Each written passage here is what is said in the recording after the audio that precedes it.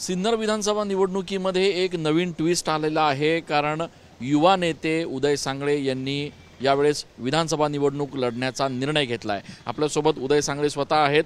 नेमका निर्णय काय आपला? विधानसभेच्या होऊ घातलेल्या निवडणुकीमध्ये मी विधानसभेच्या उमेदवारी बाबतीत आज माझ्या सर्व सहकारी कार्यकर्त्यांसमवेत चर्चा करून आज विधानसभेची निवडणूक लढवावी हा निर्णय आम्ही सर्वांनी मिळून आज या ठिकाणी घेतलेला आहे। या पद्धतीची घोषणा आज आम्ही अनेक सहकारी कार्यकर्ते येऊन एकत्रितरित्या केलेली आहे आणि गेली 22 वर्ष मी सिन्नर तालुक्याच्या राजकारणात काम करतोय। विद्यार्थी चळवळ असेल, जिल्हा युवक काँग्रेसचा अध्यक्ष असेल, पंचायत समितीचा विरोधी पक्ष नेता असेल किंवा सिन्नरला जे काही जिल्हा परिषदेच्या अध्यक्षपदाचा बहुमान मिळाला, या सर्व पार्श्वभूमीवर गेली 22 वर्ष मी काम केलं आहे आणि आज तालुक्यातील सर्व सहकारी कार्यकर्त्यांची भावना आहे की आपण आगामी विधानसभेची उमेदवारी ही करावी। ह्या भावनेच्या सर्व एकत्रित चर्चा करून आज आम्ही या निर्णयापर्यंत पोहोचलेलो आहोत। महाविकास आघाडीकडून आपण सिन्नरचे उमेदवार असू शकता अशा पद्धतीच्या चर्चा सध्या राजकारणात सुरू आहेत। नेमकी वस्तुस्थिती काय?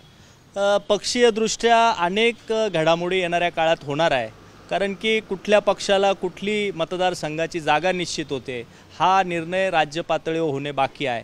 परंतु तुर्तास निवडणूक आपण लढवावी। येणाऱ्या काळात पक्ष कुठला असेल, कोणाशी या बाबतीत कोणाला सोबत आपण पुढे घेऊन जायचं आहे, या बाबतीतला निर्णय येणाऱ्या काळात निश्चितच आम्ही घेणार आहोत। शरद पवार असतील किंवा मवियाचे नेते असतील यांच्याशी तुमचे जुने संबंध आहेत। अनेक वर्ष तुम्ही या पक्षांमध्ये काम केलेलं आहे। महाविकास आघाडीकडून काही ऑफर देण्यात आली आहे, काही प्राथमिक चर्चा झाली आहे का? निश्चितच मी मुळातच काँग्रेसच्या चळवळीत तयार झालेला कार्यकर्ता आहे।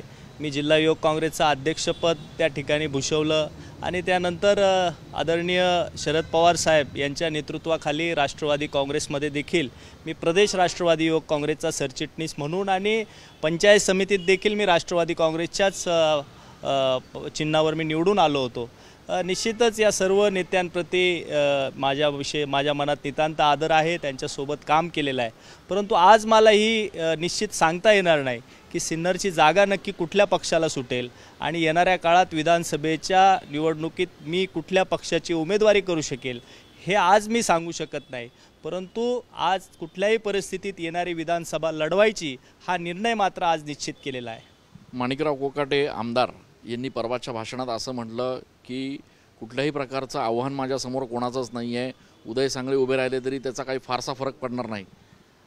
मला वाटतं हा अधिकार सिन्नरच्या मायबाप जनतेचा आहे की येणारा आमदार कोण असेल तो अधिकार सिन्नरच्या मायबाप जनतेच्याच मनावर असेल। परंतु सिन्नरची निवडणूक ही निश्चितच परिवर्तनाची भावना ही सिन्नरकरांच्या मनामध्ये आहे आणि 30 वर्षाच्या 25 वर्षाच्या सत्तेला आता परिवर्तन करण्याची भावना ही लोकांमध्ये मला दिसते, हे मात्र निश्चित आहे। राजाभाऊ वाजे यांना ज्या पद्धतीचं मतदान या संपूर्ण लोकसभा निवडणुकीत झालं त्याच्यामुळे सिन्नरकर नेमके महाविकास आघाडीच्या पाठीशी पूर्ण ताकदीने उभे राहतील असं वाटतंय का? सिन्नरकर आणि सिन्नरचे मतदार हे नेहमीच एक वेगळ्या दिशा देणारे मतदार आहे। आपण बघितलं मागच्या लोकसभेत देखील सिन्नरला पहिल्यांदाच लोकसभेची उमेदवारी मिळाली आणि सिन्नरचा एक सुपुत्र खासदार होतोय या भावनेने संपूर्ण सिन्नरकर पाठीशी उभे राहिले। मला खात्री आहे की येणाऱ्या काळामध्ये लोकसभेची पुनरावृत्ती ही सिन्नरच्या विधानसभेमध्ये होणार आणि परिवर्तन हे सिन्नरमध्ये होणार हे निश्चित आहे। खूप खूप धन्यवाद उदयजी। तर आपण बघतोय की उदय सांगळे यांनी आपली भूमिका स्पष्ट केलेली आहे। कोणत्याही परिस्थितीत आगामी विधानसभा निवडणूक आपण लढणार असं त्यांनी या ठिकाणी स्पष्ट केलेलं आहे। महाविकास आघाडीकडनं ते अधिकृत उमेदवार असू शकतात अशी चर्चा असली तरी अद्याप याबाबतचा निर्णय झालेला नाही, प्राथमिक चर्चा सुरू असल्याचं त्यांनी या ठिकाणी म्हटलंय। कॅमेरा पर्सन आकाश येवलेसह मी चंदन पूजाधिकारी, TV9 मराठी।